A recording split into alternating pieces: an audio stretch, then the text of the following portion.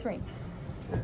So my athlete is unconscious. I've finished my primary assessment. I'm going to move on to my secondary assessment. I have my assistant stabilizing the head, and there's no OA required because my athlete is not supine and breathing is maintained. I'm going to check for my deformities, contusions, abrasions, punctures, burns, tenderness, lacerations, and swelling.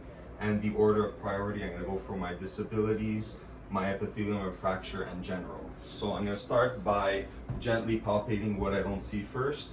So I'm going to go to the back of the head.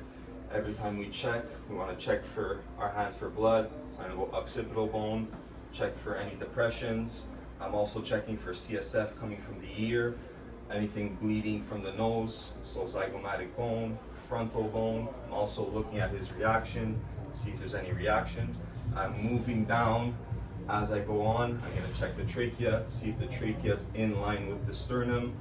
I'm going to check the clavicles, palpate the clavicles. I'm going to use the hypophenar part of my hand to go down the sternum. I'm going to move down and try to expose as much as I can. I'm going to check his chest, the ribs, see if they elevate, his breathing. I'm going to go down and do the quadrant method on the umbilicus and palpate the 4 quadrants, the liver, the spleen, and the intestines. I'm going to come around my athlete and check for any spinal injuries. I'm going to palpate the little spinous processes all along. Again, checking my hands to see if there's any blood and so forth. I'm going to come back around and check my hips, always looking at my athlete. Check to see if the pelvis comes in. I'm going to slowly move down and start the limbs. So I'm going to again check for the bottom, check my hands, and see if the patella is nice and in line. Palpate all along, looking for any discolorations, anything, any fractures. Once I get to the foot, I'm going to expose my athlete. I'm going to check the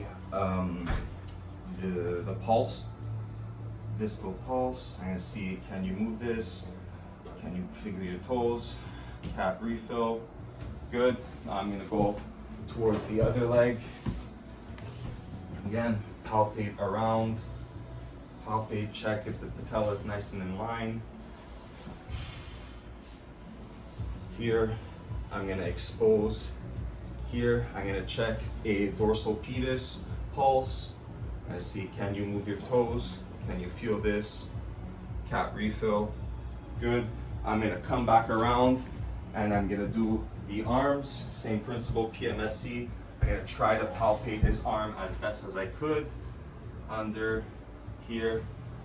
I'm going to check his radial pulse on his radius. Good. Can you feel this? Can you move? Cat refill. Good. I'm going to come back here and do his final arm. Check again under, see if there's any blood. I'm going to check here and check a radial pulse on the lateral side. Good. Can you feel this? Can you move your fingers? And cap refill. After my second assessment, he's clearly still unconscious, so there's further stuff. And of course, I'm going to scan to see if there's any medical alerts, neck, wrist, or ankle.